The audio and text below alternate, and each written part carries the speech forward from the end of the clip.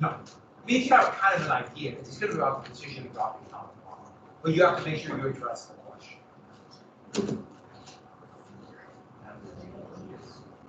How'd you do? 5 to 6. And you missed the first one. Oh! Jimmy Hoffa. Looks good. All right, good. Are we recording? We are recording. Let's go, people. Did we get to the final solution? We get to death count? Yes. It almost sounded flippant there. I do not use that flippant, obviously.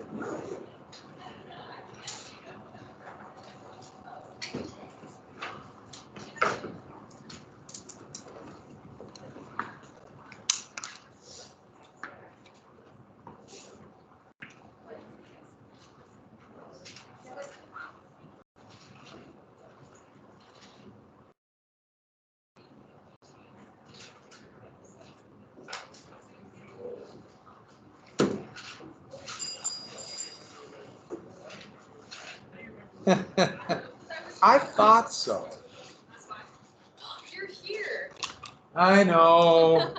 I can see your pain. Let me see through here real quick. I'm a busy.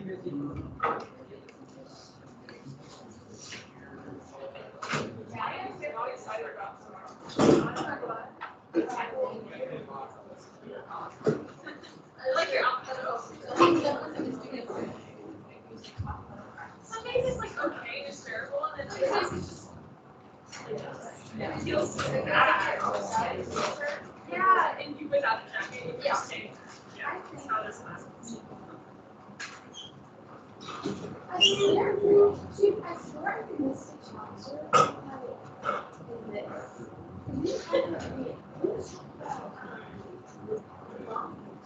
No, we're supposed to so the day before we have to write it. No, and it's not there. I like it was like studying. Tomorrow is the last day to register for the Vigilante Parade. If you are doing a float or going to participate in one, get it done. To get any extra credit, you have to give me a copy of whatever, you have to write a couple paragraph essay, and pictures. I want pictures of, kind of make it a scrapbook for each one of you. Yeah, be beautiful. Yes, 4 to 5 pages per person. It's a couple paragraphs. So just give me a copy. Huh? Yeah, about the, if you're doing it one, just give it every float has to do a little historical essay about it. So just give me a copy of that. That's all I want. And just do it before the parade, and I want pictures of like building it or something. You know, just something like that. All right, let's go take your notes out. Does everyone have this? Yes. You do not get this? Yes, it is. What is it? It's the practice test. Now, I just want you to do the multiple choice. The multiple choice. There are some short answer questions. Look at them. But just you're turning in the multiple choice on Friday. Tomorrow's a DBQ. So you have to write a thesis statement for how many paragraphs? 5. But then how many paragraphs are you going to write? 4. How many documents must you use? 4. How many documents do you need? Half. They believe this because of this. 30. 2, right? 2. Now, normally, how many would you need? 3. Now, before each document, after you use the document, you paraphrase it. At the end of the sentence, what must you have? A citation. Doc A, Doc B, whatever the document is. Before you do half, what must you put, like before the sentence? Just a little star, asterisk, anything like that, just some notation. Help the person grading it. And that first paragraph, what do you need? The opening. Not just a thesis, what else? Background. Yeah, background material. It's about the decision to drop the atomic bomb. Can't you write about the end of the war? And that's okay. And facts, related to facts. Stack a document, you come in, sit down, go. Sound good? And think aerodynamics, because then I'm going to throw them down the stairs and think air pressure. I get a barometric reading of the hallway or when I throw it down. Is A at the top or is A at the bottom? There's A's mixed in, but there's also, I believe, an E in there. Oh. So if you get an E, that means you go back to elementary school. Oh, wow. Yeah, it's a risk. You roll the die. All right, let's go ahead and finish up this last bit. I'm going to go, we got to death camps, right? And the final solution. And in the 1960s, have you heard the term Holocaust? Yeah. Oh, let me get this real quick. At Birkenau was, that was the death camp of the Auschwitz archipelago. And Birkenau. And so Auschwitz was a concentration camp. There's actually a number of camps there. 3 big ones, Birkenau. So when they say Auschwitz and talk about the death camps, they're actually talking about just one of the camps within the Auschwitz system. And this train terminal here, and they divided up against those people who could help with the murder, but also use the slave laborers being kept in these barracks here, and people they would kill immediately in gas chambers. And the thing is, this would be called the Holocaust. And by the 1960s, over 10 million people would be killed, 6 million Jews. They get meticulous figures. We know it's between 4.1 and 4.5 million Jews were killed in camps. When the Russians got closer, the Soviets got closer, the numbers start getting a little bit hard to decipher.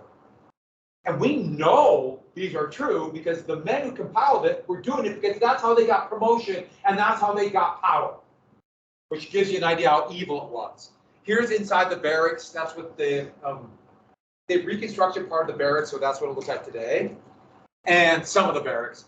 They tried to blow up the gas chambers before the Soviets got here to hide what they've been doing, even though they could smell the camps from 10 miles away. But that's what remains now. Some of the gas chambers have survived. Remember, these are different than the concentration camps. Yes, I know they're related, but there's differences. And that's what it looks like today. This picture I took of that terminal. And I'm up there, you get up on top of that, looking down a few of the barracks that remain. And this is the memorial that's there, right near the gas chambers. I was looking for a picture, but I didn't have any other pictures, so you get a picture of my wife and her sister too. And so with that, yes, I am married. They let me out of school occasionally. And what about the United States during this time? So while we have Moscow and Stalingrad and Kursk, the Battle of Britain, so much of our future is being decided. The United States at first was neutral. At first we said no trade with anybody. We're not going to allow the banks to run up a bunch of debt that get us into the war like World War I. And then we responded with cash and carry. If you have money, we'll give you weapons, but no debt. And so we just kind of drained Britain of gold. But after France fell, FDR realizing Germany is an existential threat, the United States did pass its first ever peacetime draft conscription in 1940. And slowly but surely, the United States started drafting young men. So the U.S. went from an army of about 100,000 to nearly 1 million in a year. Not very well trained, still small on the scale of Europe, but we begin to rebuild. There's the draft lottery right there. While this is going on, German U-boats are blockading Britain, and they are sinking American ships. This is called the War of the Atlantic. And so, with that, Roosevelt made the decision to run for a third term. Roosevelt, the Democrat, he defeated a liberal Republican, Wendell Willkie. Not as big as 36, but Roosevelt would be the first ever president to win a third term. Yeah, they really tried to get this, no third term, no president should do this. But Roosevelt stayed on. His health was declining. But he'd be the first president to ever be elected to 3 terms. And it would be for this that conservative Democrats and Republicans would eventually amend the Constitution after the war to limit it to 2 terms because of Roosevelt. In the United States, there was an anti-war, relatively pro-Nazi group called the American First Committee. And its most prominent, one of the most prominent leaders was Charles Lindbergh. And Lindbergh, the aviator, would get an award from Nazi Germany. That's the Reichsmarshal, head of the German Air Force, Hermann Goering, presenting Lindbergh, who was openly sympathetic to the Nazis and fascism. Now, I know that's a horrible picture. Doesn't look like he's giving the Nazi salute. But remember, they did this for what back in 1941? Yeah, so that's what he's actually doing. So it's not quite as bad as it seems, but everybody uses it as a cheap shot against Lindbergh. I'm using it as a cheap shot against Lindbergh, and he deserves it. Lindbergh was the guy who flew across the Atlantic in the spirit of St. Louis. That's that one. Hindenburg, that was a Zeppelin named after Hindenburg. Yeah. It blew up in New Jersey in 1937. Yeah. So after Roosevelt was elected, knowing now that Britain was alone, he finally pushed through under almost all Republicans and conservative Democrats opposed it, Lend-Lease. And here in the United States, would give direct aid, give weapons to any country fighting aggression, which meant fighting Germany, right? And Roosevelt, knowing that most Americans didn't want war, would dub this, "We are the great arsenal of democracy." And so here, he was giving weapons and Hitler trying to threaten the United States. So the U.S. it's going to end up giving over $500 billion to countries like Britain, and then France when it's back into the war, and of course the Soviet Union, who are fighting Germany and Japan. The big thing we gave the Soviet Union were like trucks. They loved American trucks. Some planes, they hated American tanks. They weren't very good. And food, they loved American food. I can't even begin to tell you how much the Soviets loved Spam. You're with them, right? Spam was like a big hit. In fact, Stalin talked about we were fueled by American trucks and Spam. It was worth every penny. 30 million Soviets, civilians and soldiers, would die defeating Nazi Germany. It was worth every penny to help them try to defeat Nazi Germany. But what of Japan? So some things we've already talked about before. They were mad about being snubbed at Versailles. The Depression just hammered Japan. And that's why the military began to just basically take over. That's really the best way to describe it. Their democratic republic. They had a parliamentary system, but the military just took over. And that's when they decided we're not going to be dependent upon other countries for our resources, especially oil. That's why they took Manchuria in 1931. Here is the emperor who supported this. He was a godlike figure. Manchuria is here. Where did they get most of their resources from? What country provided Japan with almost all of their oil? The United States. So they're going to get it themselves. Now, there's no oil in Manchuria.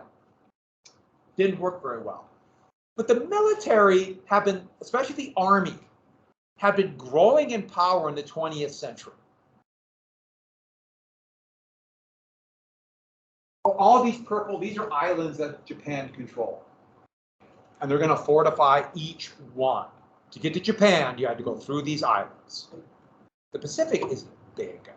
It's bigger than Canyon Ferry. Did you know that? Yeah, that's science. The Japanese army have been slowly but surely worming their way into their very good education system, but indoctrinating young people as early as 1900 into this bastardized version of Bushido, the code of the samurai, where they turned it into this ultra-nationalistic idea that you can never bring dishonor, not to you, but the state. So it kind of fits in with fascism, even though Japan was not quite fascism. The worst thing you could do, and they demanded absolute loyalty. The worst thing you could do was dishonor. Absolute loyalty to the emperor. And this godlike figure that no one had most people had seen or even heard his voice. was like a god in his temple in Tokyo. And the ultimate dishonor, surrender. This is why the Japanese are going to treat POWs, prisoners of war, so horrifically. They justified it because, well, you have dishonored yourself. We have no reason to treat you well. Which is, of course, garbage and insane, but that's what they would do. Garbage as in, if you treat POWs bad, your enemy might treat their POWs bad. So, by 37, Bushido is like now the dominant code. There were a number of assassinations of military leaders, and Japan was going off the deep end. They, for reasons that can't be explained, because it really is kind of insane, they invaded China, who's in the middle of a civil war. But China, even though they lost all of this land in yellow, they didn't surrender. And they fought. They were beaten. Their army, most of it was horribly trained, could not stand the modern Japanese army. But it turned into a quagmire for the Japanese. Quagmire means like they're stuck. They couldn't win victory. They had to commit millions of troops. Over 2 million Japanese soldiers would end up fighting there.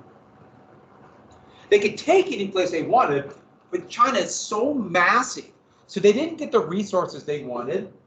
The United States and Britain was mad. Remember Open Door and the Boxer Rebellion? Remember we talked about that? Once I said, hopefully like, oh, I remember that.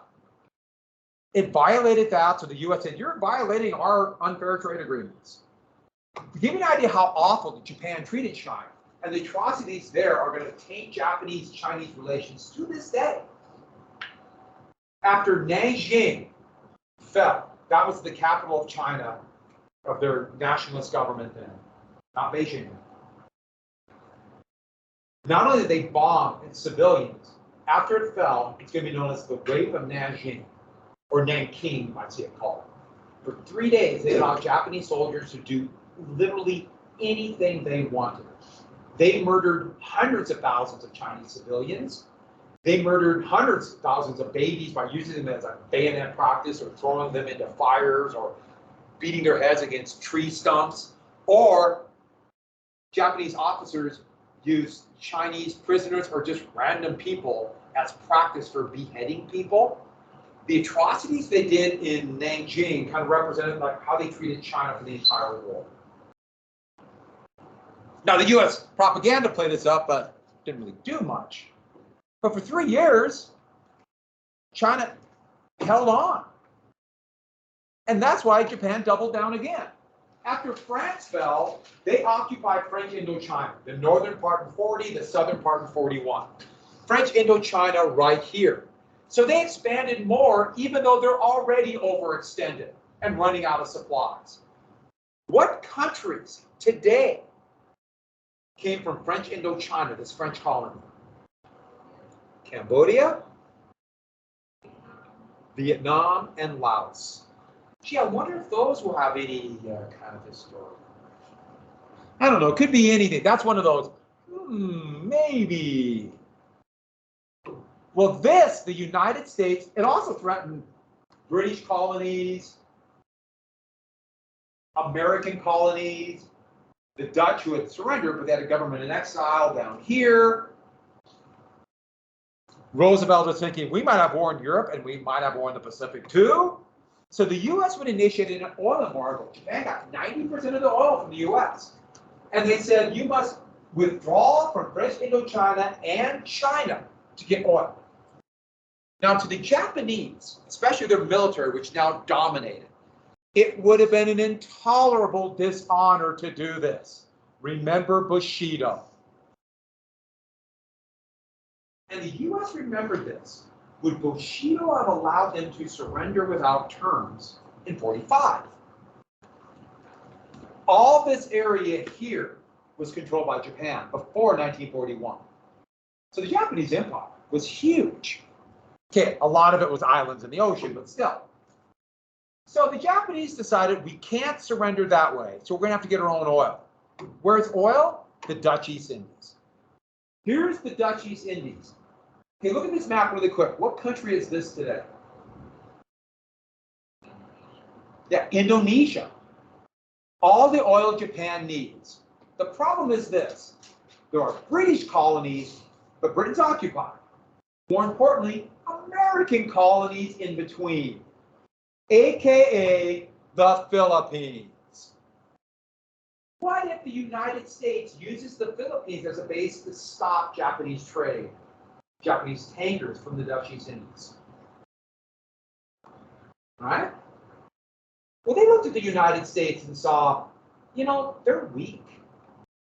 Their allies, Britain and France. France was destroyed. Britain is hanging on by a shoestring, and the U.S. did nothing. You think the U.S. would go to war for the Dutch East Indies?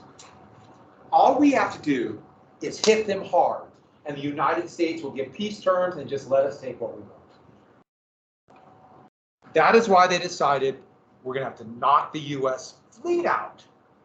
The U.S. Navy, also the small elements of the Royal Navy too, that's in Singapore. But that's why they attacked Pearl Harbor. The American Pacific Fleet was in San Francisco. But after 40, we moved into the U.S. colony of the Hawaiian Islands. And that's why they attacked Pearl Harbor. To knock out the American fleet so the U.S. would just quit, give some kind of peace agreement with conditions, and they could get their oil. Now, there's one word for this: insane. How many Americans would want to fight and die so the government of Netherlands, which is in exile now in London, so they can keep their colony in Indonesia? Would you be willing to die for that? If Japan would have just attacked the Dutch East Indies, no Americans would have wanted war. But by attacking American colonies, that pulled us in. This is insane. But it shows you how this kind of ultra-nationalistic feelings and also intense arrogance.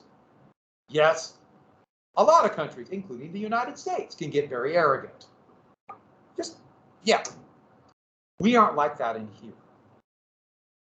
So we can't, some of you though, there's people arrogant. That's why December 7th, 1941, they attacked Pearl Harbor. They also attacked every place else. This was a massive offensive. On a Sunday, it worked perfectly. They surprised the American fleet. The Americans knew an attack was coming. They had broken part of the Japanese coast, but they never expected Pearl Harbor. It was so far away. They just never expected it. So, 6 Japanese aircraft carriers attacked, blew people away. Really shows how warfare had changed. But the Japanese plan was given ultimatum. 30 minutes before the first Japanese bombers attacked. But they had all kinds of translation issues in the Japanese embassy. Here's the Japanese ambassador, here's the American Secretary of State, Cordell Hull. The Japanese ambassador was supposed to deliver it 30 minutes before. It was 3 hours late. And the attack already would have infuriated. But this gave the feeling that it was an unprovoked sneak attack. That was provoked. The oil embargo is a pretty provocative move. So you can imagine how Americans feel. They wanted revenge. Now, this was an attack on an American naval base in a colony. And it's going to be attacks on colonies. This is a massive war for empire. It's a different type of war than in Europe, which really is a war about civilization. Here, empire, wealth, power. It's different. I don't want to diminish how horrible it was, but it's different.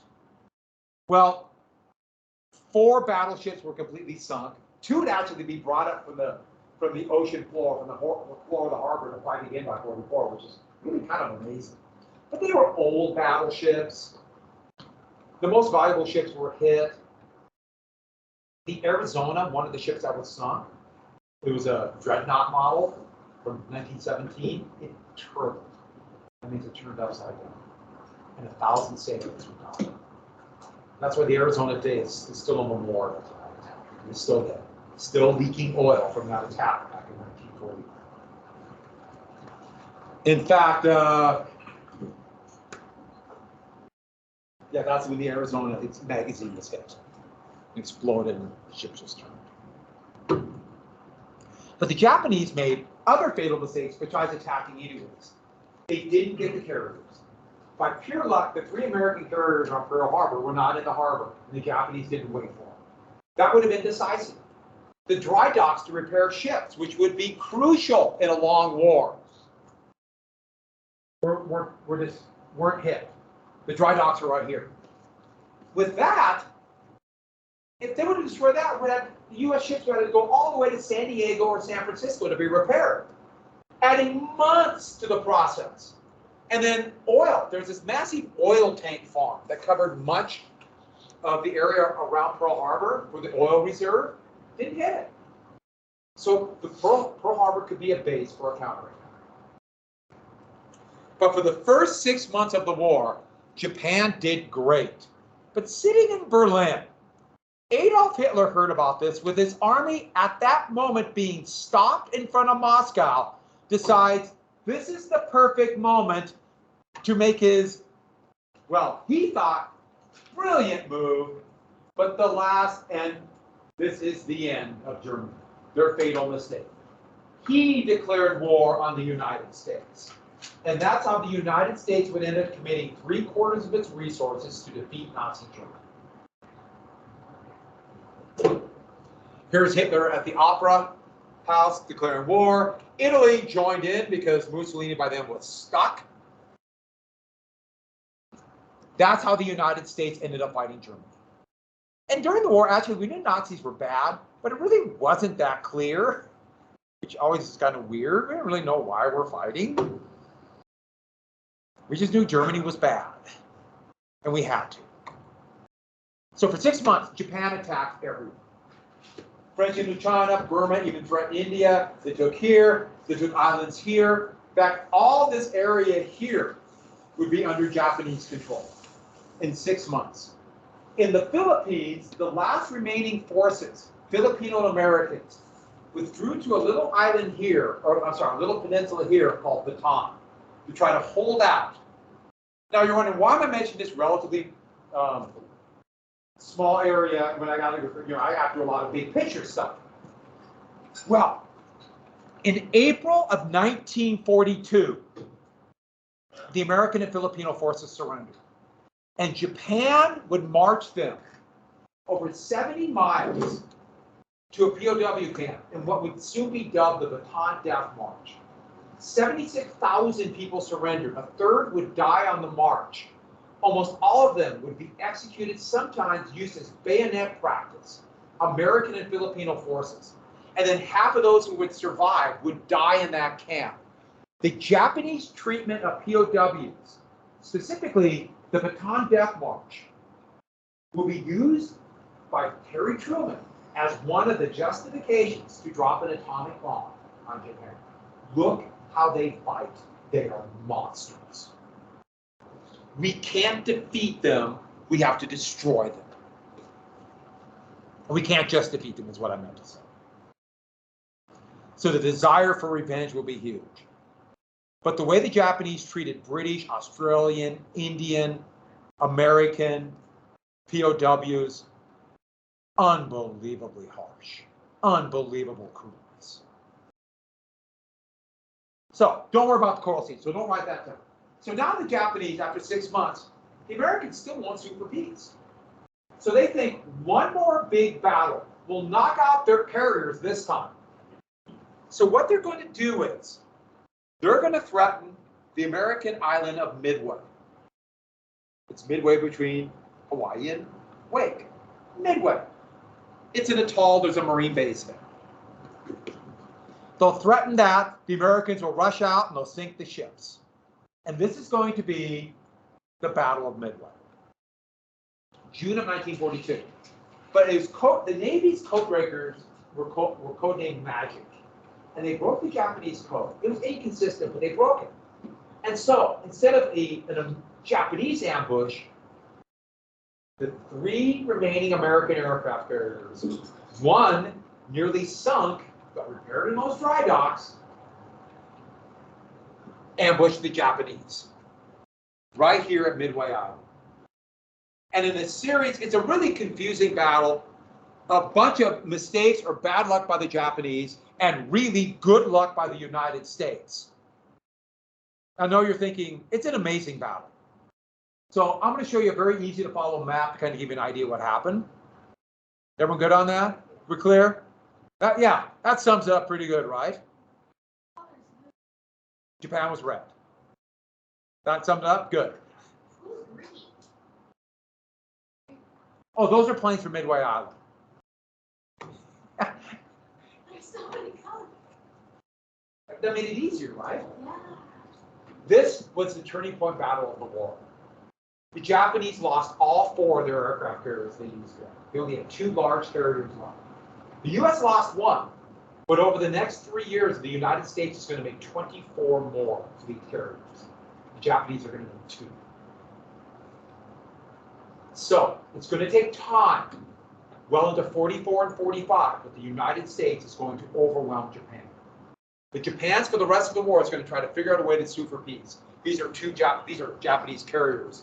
Just kind of luck. But it worked. There was a really horrible movie made like 5 years ago called Midway. And it's a big budget movie. It's so bad, it's physically painful. It's not as bad as the movie Pearl Harbor. Has anyone seen either one of those? And you walked out alive. Good for you. I thought the one was pretty good.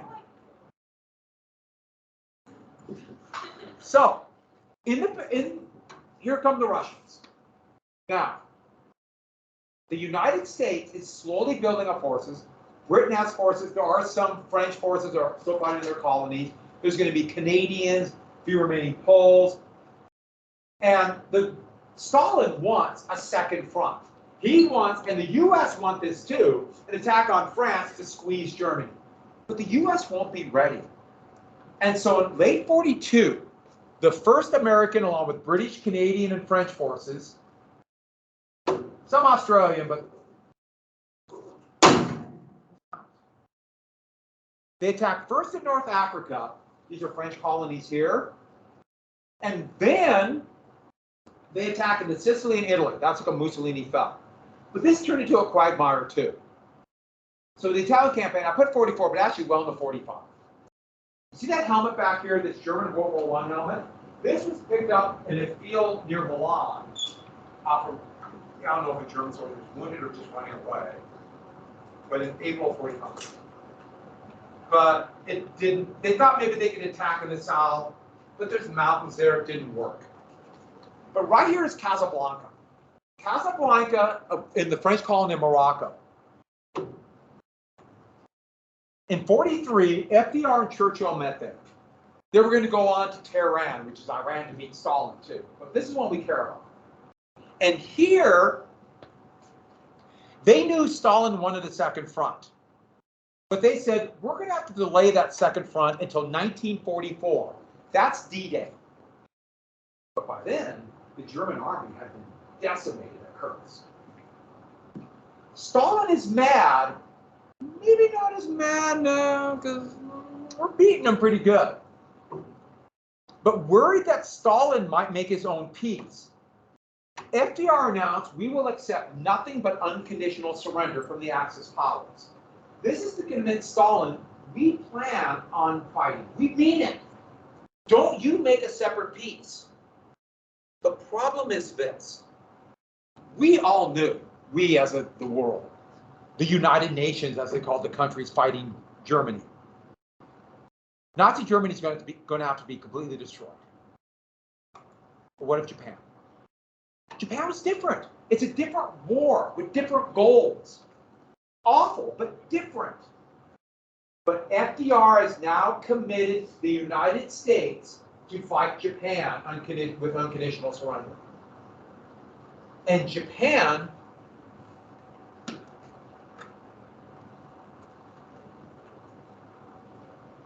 Did I just blow your mind?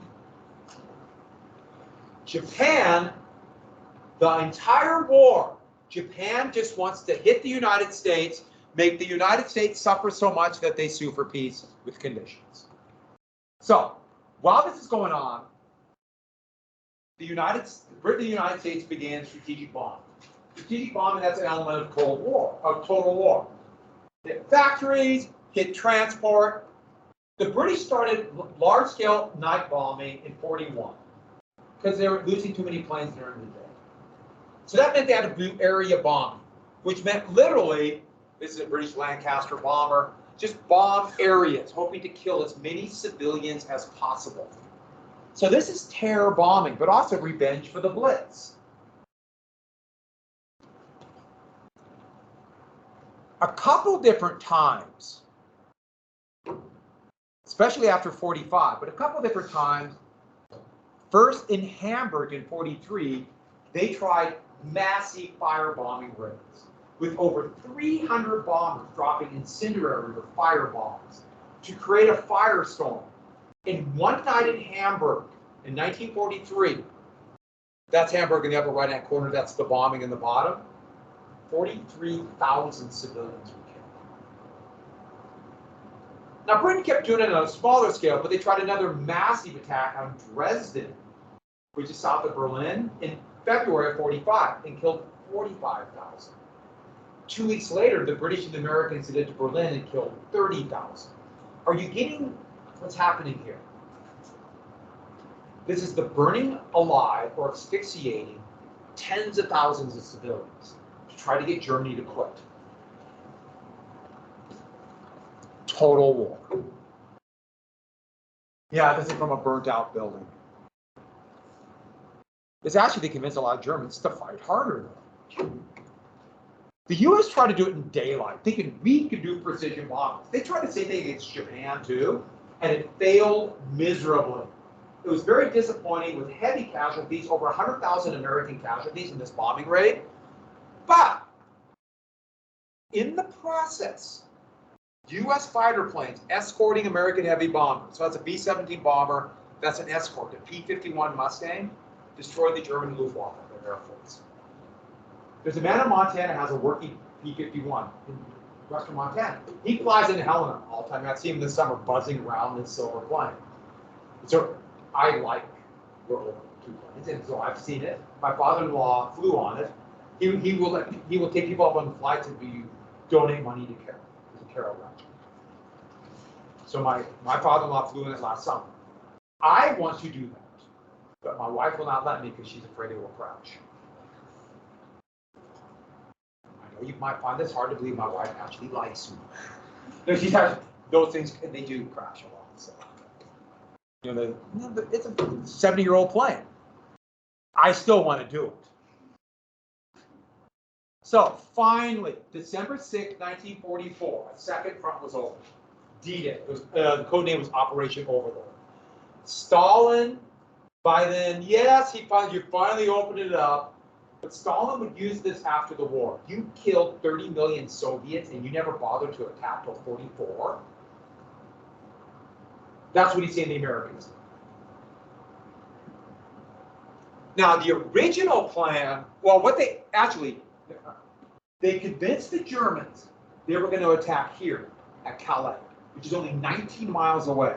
So the Germans put their best defenses here, but they ended up attacking here in Normandy. Barely made it. The middle beach, which was an American beach, the 1st U.S. Infantry Division, it's codenamed Omaha Beach. The Germans fought really hard on that beach because it was in the center of this long beach. But American, British, and Canadian forces were able to win the day. Yes, I'm going very fast over D-Day, I know. And this would open up the second front. It would take about 3 months so the Allies could break out, and the German army collapsed. Just collapsed and ran away. The Allies chased them all the way to the frontier, and then they ran out of supplies. They thought they could end the war by Christmas. They ended up spending a miserable winter here. The Germans would do their last offensive called the Battle of the Bulge. It failed. I'm going fast, I know. And then March of 45 would be the last offensive in Germany. My grandpa would be awarded the Bronze Star in that offensive in 45. After the exam, I'll tell you the story. It's a pretty good story. he gave me his award before he passed away. That's like one of my most prized possessions. But jumping right to here. While that's happening, Roosevelt ran and won his 4th term. His new running mate was a relatively unknown, but prominent in the Senate, Missouri Senator Harry Truman. Unknown. In fact, they hadn't really met. There was a compromise with Southern Democrats. They defeated the Attorney General of New York, Dewey. Roosevelt would win re-election, but he was noticeably weak. Remember I told you how he could stand at the podium? He couldn't do that anymore. So let's get to a couple things in really quickly. February 45 at Yalta, Churchill, FDR, and Stalin met. Now, this is not how do we defeat Germany. This is the post-war world. And they decided 4 occupation zones. 4. Britain, France, US, and the Soviet Union. They'll occupy Germany. And then Berlin, which is in the middle of the Eastern or Soviet occupation zone. Berlin will be occupied into 4 pieces. They did the same thing with Austria too. These occupation zones. And then someday they'll be unified. When I was your age, they had not been unified. This would be the basis and the center of the Cold War. East and West Germany, East and West Berlin. Here are the occupation zones. British, French, American, Soviet. Berlin would be occupied by 4. So my sister-in-law married, my wife's sister married a Berliner, one of them in that picture there, that I showed very quickly, but he grew up in the American occupation zone in West Berlin. He was there when the wall came down in '89. He just graduated from high school, literally the year before. Maybe that year or the year before. And so, the other things, they tried to get with the League of Nations, like they call the United Nations. But all the big decisions, especially about stopping aggression, will be done in the Security Council. But remember Article 10 of the Treaty of Versailles? Remember that said the U.S. didn't ratify the treaty? To avoid those problems, there'll be a Security Council of 11 members, 5 permanent powers, these countries right here, with a veto. So it could pass, the United States would enter. There were 11, now there's 15 members of the Security Council. So any big decision of the UN, it goes to the Security Council, then the General Assembly of all countries. US, UK, France, Soviet Union, and FDR wanted China because he wanted something to counterbalance Japan after the war. So when Russia invaded Ukraine, did the Security Council do anything? Why? What happened when there was an attempted resolution about the Russian invasion of Ukraine? Russia vetoed it. So what happens in the Security Council? Almost nothing controversial. That is a big flaw of the United Nations to this day. Almost nothing happens. These countries still have a veto. The USSR also agreed to attack Japan after 3 months. VE Day was victory in Europe, which would be May 8th.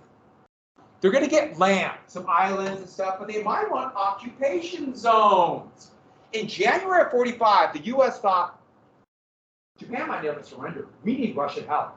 By July of 45, the US is thinking, we really don't want the Russians. The Russians had occupied Poland, Czechoslovakia, Romania, Bulgaria, and they promised free elections. I have a line through it for a reason. Also, the Western Allies said Germany would pay reparations for the hell that they went through. $20 billion. Neither of those happened. In July of 45, at the next conference after Germany surrendered, Potsdam, Stalin said, you know that pre-election thing? No. The new president, Truman, and Churchill said, you know that whole reparation thing? No. And the United States started thinking, if Stalin is going to create puppet governments in Eastern Europe, what might he create in China and Japan? Are we going to give them an occupation zone in Japan? Roosevelt was noticeably weak. And to many people after the war, Yalta is going to be the equivalent of Munich. And especially American conservatives, almost all Republicans by the 1950s, they'll still be talking about Munich and Yalta. How Stalin outfoxed an aging FDR. Now, that's not true, but it will be used. FDR did die, just as that last offensive began. So he did not live to the end of the war. He had a brain aneurysm. The new president, so all you need to know is FDR died. The new president, Harry Truman. And Truman is stuck with his unconditional surrender. Germany is going to unconditionally surrender. But Japan is still holding on. And he is an unknown figure, especially by people like Stalin. And he has almost a pathological desire to stand up to bullies and not look, and to look tough, and to look tough. It's Truman is just constantly like, I gotta look tough. And so now Stalin with this amazing army, but look what I have. So Berlin fell at the end of April into May of 1945, and the Soviet army did it. 1 million casualties. But they took Berlin.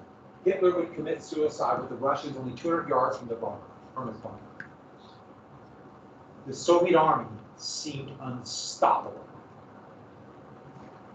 What are we going to do with the Soviet army, not only in Eastern Europe, but what if they're in the Pacific? V-Day, May 8th. So when are the Soviets going to attack? August 8th. When did we drop the first atomic bomb? August 6th. You think that's a coincidence? Now, the atomic bomb was not yet ready against Germany, but the first atomic bomb will be exploded in July. Yeah, that's the cover of Time magazine. Very crude, but yeah. So in the Pacific,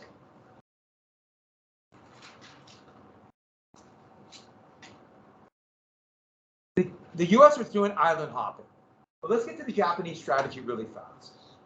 To make the war so horrible that the Americans sue for peace. Bushido, keep their emperor. So write this down. Everybody write this down. They sent peace feelers to the Soviet Union in July, saying, we'll surrender if we can keep our emperor. Did the Soviets tell the Americans? Yeah, but the Soviets are like, don't believe them. The fighting was horrifically bloody. How did the Japanese fight? To the death. To take as many Americans as possible. So the Americans sue for peace. As many Americans as possible. They fought to the death. Attrition. So Americans will sue for peace. That is why. Remember I told you to read about Iwo Jima and Okinawa? Remember that? And you read about that? Just to give you an idea how bloody it was. In 45, at Iwo Jima, an island about the size of the Helena Valley, 21,000 Japanese defended it. Almost 21,000 had to be killed. 7,000 U.S. Marines died to take Iwo Jima. Now, for the DBQ, you don't need to write down about the actual numbers, but just write down, you're talking about, look how hard the Japanese fought. What are your examples? Iwo Jima, and what's the other island? 2 months later, Okinawa. What were Japanese suicide planes called? They started using kamikaze off of Okinawa. All you need about Okinawa, just put down May 45. Why did they do this? To make it so horrible. But they're also just desperate. Desperate to end the war. They're actually going to suicide kamikaze the rest of the Japanese fleet, destroy them all, and they were all hit by Allied bombers before it happened. By the summer of 45, the Japanese military was done. Now, don't write this down, just look at the numbers. Look how many, only 16,000 surrendered. More than ever before. Look how many Americans died. They're talking maybe 30,000 Americans we have to invade Japan. Now, what's the Japanese supply situation like? We're going to jump the gun here. The submarine blockade had cut them off completely. They only had 3 months of oil, 6 months of food by the summer of 45. And what was happening in Japanese cities? What were American bombers doing already?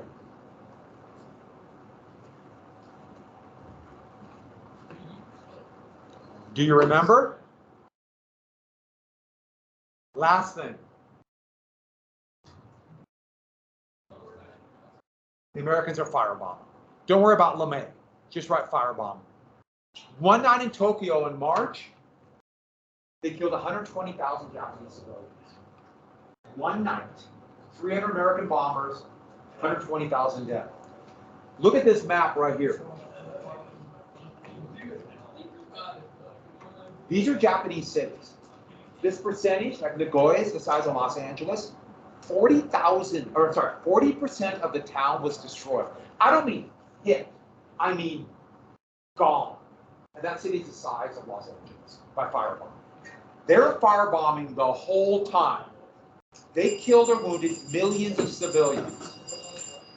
So, do we got to point out Bushido, Japan, the way Japanese fought, the emperor? Any questions on that? Yalta, does everybody remember Yalta? Are you excited for the DBQ? Yes? All right, as soon as you come in, you can start.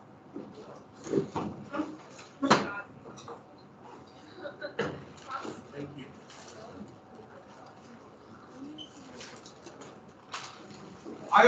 Now this and the reading should help you immensely.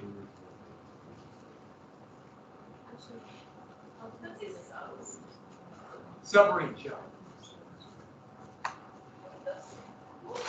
American submarines, they sunk all the Japanese ships. Yeah. Submarine blockade.